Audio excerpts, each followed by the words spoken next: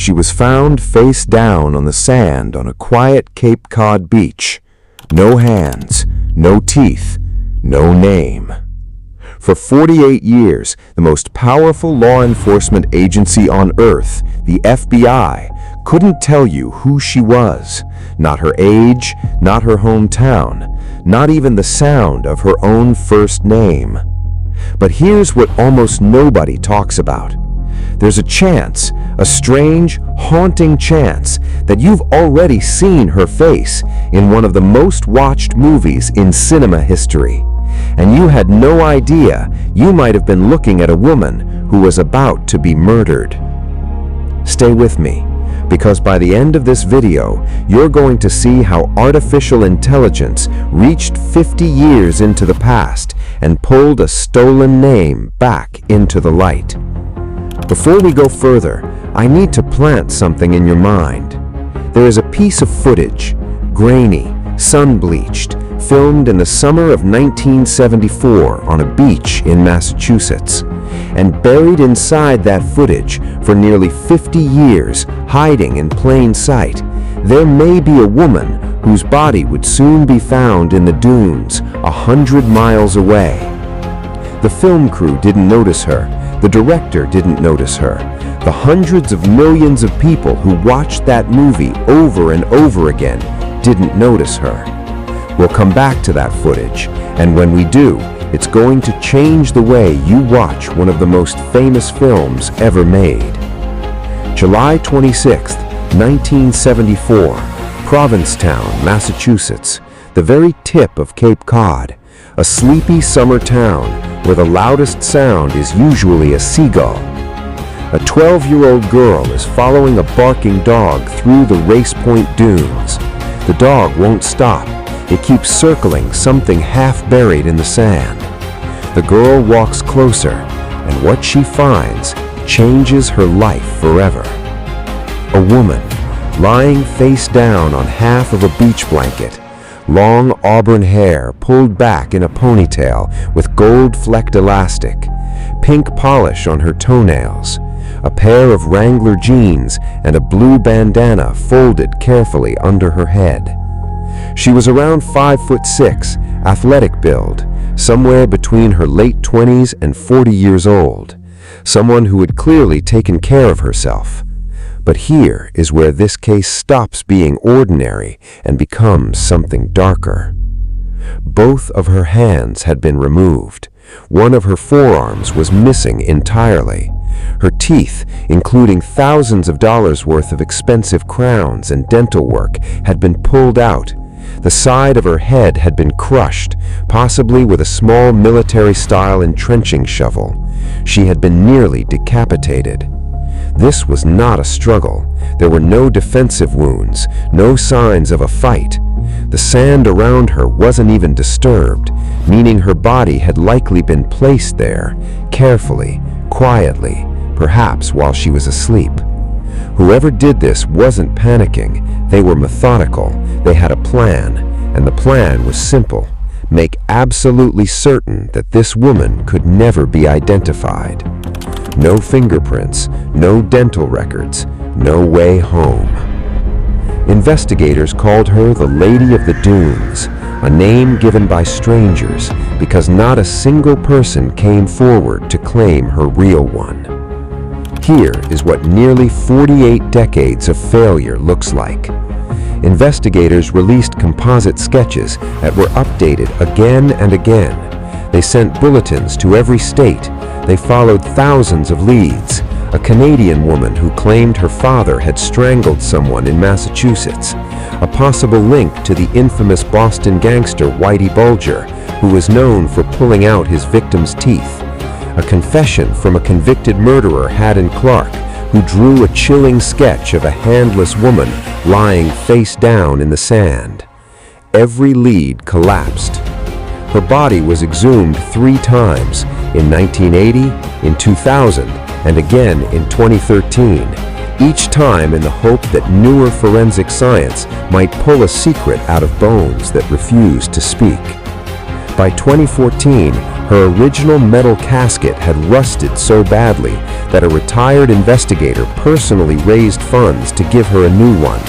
He couldn't give her a name, but he could at least give her dignity. And here is the part most people overlook. The case was never closed, not officially. The file just sat there, a quiet, open wound in a filing cabinet, because somewhere inside that institution, somebody refused to let her become nothing.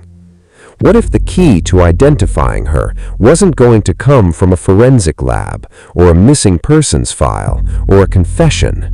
What if it was going to come from a complete stranger, somewhere out there in America, who had never heard her name in their life? Fast forward to 2022. The FBI partnered with a Texas-based forensic genomics lab called Othram, a company that has quietly become one of the most important tools in solving cold cases in modern history. Now here is where it gets genuinely mind-bending. Traditional forensic DNA looks for a perfect match, your DNA against a known suspect or a database hit. That's old technology. What modern forensic genetic genealogy does is something completely different. It scans for partial matches, distant cousins, third cousins, fourth cousins, people who share such a tiny fraction of DNA that older methods would have dismissed it as background noise. But these new methods don't dismiss it. They map every faint connection, then build a family tree, not forward from a known suspect, but backwards from living strangers across the country, branch by branch, until those branches converge on a single missing person. This is the same family of techniques that identified the Golden State Killer in 2018, the same science that helped solve the 1987 murder of Tanya Van Kallenborg in Washington State after 30 years of silence. But the Lady of the Dunes was harder, much harder. Her DNA had been baked by sun, soaked by coastal moisture, and degraded by decades in sandy soil. There simply wasn't enough usable material for standard methods, so Othram scientists used a process called whole genome sequencing on heavily degraded remains, extracting every microscopic fragment of genetic data still locked in her bones, then computationally stitching those fragments back together like a shattered mirror. Months passed. Hundreds of branches in a sprawling family tree explored, dead end after dead end after dead end. And then, finally, a match. The match didn't come from a criminal database. It didn't come from a missing persons report. It came from an everyday person, a distant living relative who had once spit into a tube and mailed it off to a consumer ancestry website. They were just curious about their heritage. They had no idea their saliva would one day help solve a 50-year-old murder. On October 31st, 2022, Halloween of all days, the FBI made the announcement the world had stopped expecting. Her name was Ruth Marie Terry. Born September 8, 1936, in the tiny town of Whitwell, Tennessee, 37 years old at the time of her death. Ruth's life had been quiet, hard, and full of movement. She lost her own mother at a young age. She had a son in 1958 that she gave up for adoption because she simply couldn't afford to raise him. She drifted from Tennessee to Michigan to California, the kind of woman who could disappear from one chapter of her life and quietly start another. She tried to reconnect with her son in 1972, but he was recovering from a near-fatal overdose and wasn't ready. In February of 1974, just 5 months before her death, Ruth married a man named Guy Rockwell Moldovan in Reno, Nevada. Her family met him exactly once. Her grandniece would later say that Ruth wasn't herself when Moldovan was around. He was possessive, controlling, off in ways nobody could quite put into words. A few months later, Ruth was dead in the dunes. And no missing persons report was ever filed, because when Moldovan returned to Tennessee that summer, he simply told her family she had wandered off, joined a religious cult, sold all her belongings, and didn't want to be found. For decades, her own relatives listed her as deceased in obituaries, never knowing her body had been lying in a Massachusetts cemetery the whole time, beneath a stone that just read, "Unidentified female." She had a son, a half-brother, grandchildren, a whole family with a grandmother-shaped silence at the center of it, until science gave them back her name. Before I show you that footage I promised at the beginning, I want to ask you something, and I genuinely want your answer. Forensic genetic genealogy is one of the most powerful crime-solving tools ever invented. It has identified hundreds of John and Jane Does. It has caught serial killers who thought they got away. But it works because millions of ordinary people uploaded their DNA to consumer sites like Ancestry DNA and 23andMe, most of them never imagining their genetic data could be used to investigate a crime. So here's the question: should law enforcement be allowed to use these consumer databases to solve cold cases? Drop your honest opinion in the comments. I read every single one. 2 years later, in August 2023, Massachusetts authorities officially named Ruth's killer, Guy Moldovan, her own husband. And once investigators started pulling the thread, what they found wasn't just the murder of one woman, it was the shadow of a possible serial offender hiding in plain sight for decades.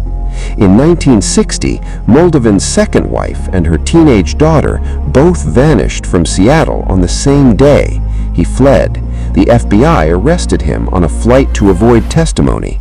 Investigators searching his property reportedly found dismembered human remains in his septic tank, but couldn't conclusively prove they belonged to either of the missing women, and prosecutors refused to charge him without bodies. He was also a prime suspect in a 1950 California case in which a young man was shot dead on a beach and a 17-year-old girl vanished, never to be seen again. Over the years, Moldovan lived under different identities, conned wives out of money, worked as a radio host, an antiques dealer, and even hosted a call-in show about aging and personal transitions. True crime author Ann Rule devoted an entire chapter to him in her book, Smoke, Mirrors, and Murder. But Moldovan was never charged for any of it. He died of natural causes in 2002, 20 years before science would finally identify the wife he had buried in the sand. He took the secret to his grave. He just didn't take it deep enough. Now, the footage. In the summer of 1974, the same summer Ruth Marie Terry's body was being placed in those dunes, a young director named Steven Spielberg was shooting a movie about 100 miles south on the island of Martha's Vineyard. That movie was Jaws. In 2015, the son of horror author Stephen King, a writer named Joe Hill, was rewatching the famous 4th of July beach scene, and he noticed something: a woman in the background of the crowd, auburn hair, wearing jeans and a blue bandana, strikingly similar to the clothing found beside the body in the dunes. He brought it to investigators. The lead detective on the case admitted it was an intriguing lead. Other investigators called it far-fetched, even wild speculation. The clothing was common for the era. The resemblance could be a coincidence. It has never been proven that the woman in Jaws is Ruth Marie Terry. But here is what makes this theory haunting rather than silly. The timeline fits, the geography fits, and nobody has ever been able to definitively rule it out because the woman in that crowd has also never been identified. So the next time you watch Jaws and you reach the 4th of July beach scene, pause it, look closely at the crowd. There's a chance, however small, that you are looking at the last footage ever filmed of a woman who was about to disappear from the world for almost 50 years. Today, Ruth Marie Terry's grave at St. Peter's Cemetery in Provincetown no longer reads unidentified female. It reads her name. The man who removed her hands, pulled her teeth, and buried her in the dunes did everything humanly possible to make sure she would never be found. He thought silence was a permanent thing. He thought distance and time and decay would protect him forever. But he didn't account for one thing. He didn't account for the patience of strangers, the curiosity of a distant cousin spitting into a tube, the obstinate nature of investigators who refuse to close a file, and the quiet, relentless intelligence of machines that can read a story written in fragments of bone. 48 years wasn't enough. Science was more patient than the killer, and in the end, science won.